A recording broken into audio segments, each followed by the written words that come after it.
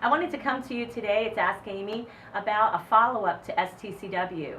We talked previously about what STCW is, but how does that translate into what do you go to school for to learn about STCW? You know, in the industry, it's been commonly considered that when they take basic safety training, they've taken their STCW course. And while that's true for a lot of people, especially people just getting into the industry and doing their wanting to work as a deckhand or a stewardess and take their first course, basic safety training is one of the STCW requirements. But I thought I would follow up because there are so many things that actually fall into the category of STCW. And I wanted to show you the actual STCW book. This is actually the STCW code. So as you can imagine, it's full of a lot of different requirements. And as we talked about before, STCW breaks things down by support level, operational level, and management level.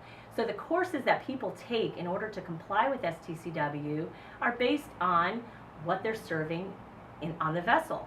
So if you're the captain of the vessel, the courses you've taken to meet STCW are far more extensive than just basic safety training.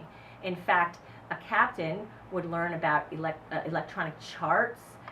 They would have to learn all about navigation. They would have to learn about ship handling. They would have to learn about meteorology.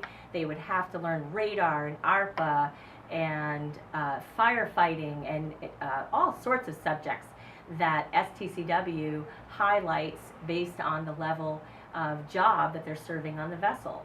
So if someone wanted to work as an engineer, their training would be very different than the captain took or than the deckhand took.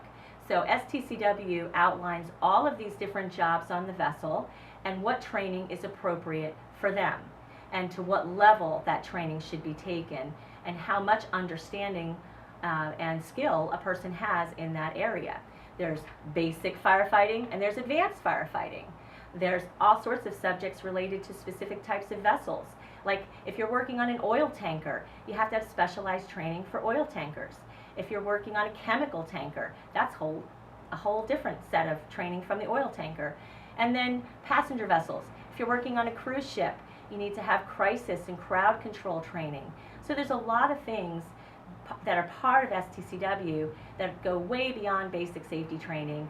It's a very interesting career. There's so many choices. There's so many opportunities for education and training, and all of those things in one way or another fall into the category of STCW.